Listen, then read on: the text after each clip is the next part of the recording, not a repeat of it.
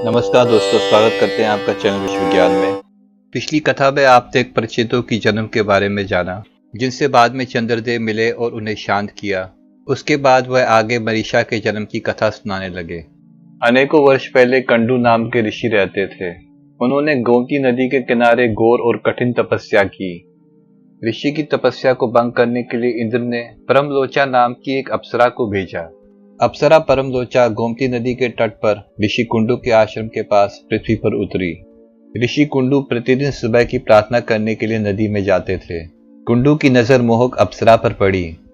कठोर व्रत धारण करने वाले ऋषि कुंडू उसकी दृष्टि से विचलित हो गए। उससे मिलकर कुंडू ऋषि उसके प्यार में बह गए। उन्होंने उसे अपना साथी बनने के लिए आमंत्रित किया और उसके साथ मंदराचल पहाड़ों पर वैवाहिक आनंद में रहने लगे। अप्सरा और ऋषि कुंडू एक दूसरे के साथ प्रेम आनंद में डूबे हुए थे और उन पर कामदेव और रति का आशीर्वाद बरस रहा था। अप्सरा के साथ मंदरा की एक घाटी में 100 से अधिक वर्षों तक रहे। जब 100 से अधिक वर्षों का समय बीत गया, तब अप्सरा परमलोचा ने उनसे स्वर्ग वापस जाने की अनुमति देने का अनुरोध किया। परंतु ऋषि कुंडू ने कहा कि तुम्हें आए हुए अभी यहाँ बहुत कम समय हुआ है, कृपया और अधिक समय के लिए रहो। ऋषि कुंडू अप्सरा के प्यार में अपना होश खो बैठे थे। वह उसे बाहर निकलने की अनुमति देने के लिए बिल्कुल भी उत्सुक नहीं थे। परमलोचा फिर से वहां 100 से अधिक वर्षों तक रही और इन 100 वर्ष बीतने के बाद पुनः स्वर्ग लौटने की कामना की। इस बात पर कंडू ऋषि बोले, कुछ समय और यहाँ रहो।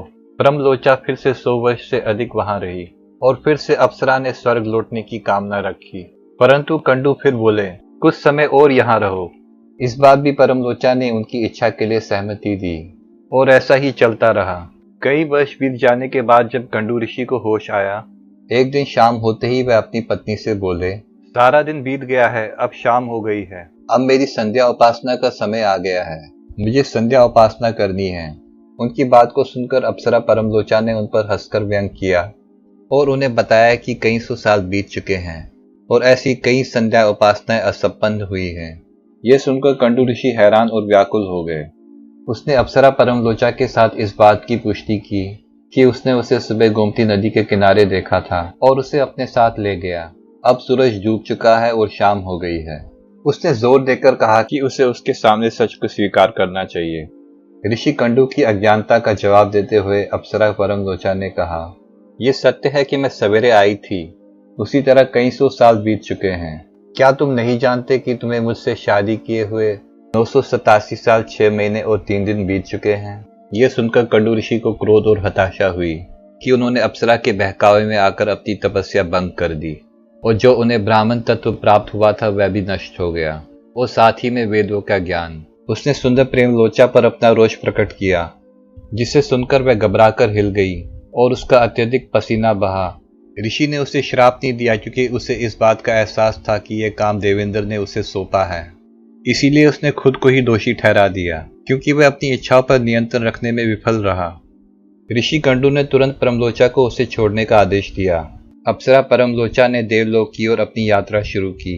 उसने रास्ते में पेड़ पौधों के पत्तियों से अपना पसीना पोंछा। उसके गर्भ में पल रहा कंडू महर्षि का बच्चा उसके शरीर से पसीने की बूंदों के रूप में बाहर निकला। उसके मार्ग के सभी पत्तों ने उसके पसीने के बूंदों को इकट्ठा किया और हवा ने भी एकत्रित किया और चंद्रमा ने उसका पालन पोषण किया। तब जाकर कन्या का जन्म हुआ। इस कन्या का नाम मरीषा रखा गया, जो बाद में 10 प्रचेतों की पत्नी बनी। अपने पिछले जन्म में मरीषा की शादी एक राजा से हुई थी, परंतु राजा की मृत्यु हो गई जब मरीषा बहुत छोटी थी। युवा विधवा होकर उसने भगवान विष्णु की तपस्या की और भगवान विष्णु उसे वरदान देने के लिए सहमत हो गए। विधवा ने वरदान मांगा कि उसे ब्रह्मा जी जैसा पुत्र मिले और उसे हर जन्म में अच्छा पति प्राप्त हो। भगवान विष्णु ने उसे वादा किया कि उसे ब्रह्मा जी जैसा पुत्र होगा और उसके एक ही जीवन में कई अच्छे पति होंगे। यही कारण है कि मरीषा का एक साथ 10 प्रचेतों के साथ विवाह हो गया था। तब दक्ष का जन्म हुआ, वही दक्ष जो पहले ब्रह्मा के पुत्र थे। दक्ष की 60 पुत्रियां थी। उनमें से 10 का विवाह धर्म से, 13 का कश्यप से, 27 का चंद्र से, 4 का अरिष्टा नेमि से, 2 का अंगिरा से और 2 का कृष से हुआ।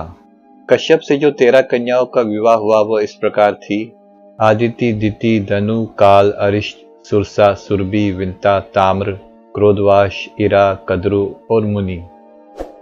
इस वीडियो को शेयर करें, लाइक करें और चैनल को सब्सक्राइब करें। धन्यवाद।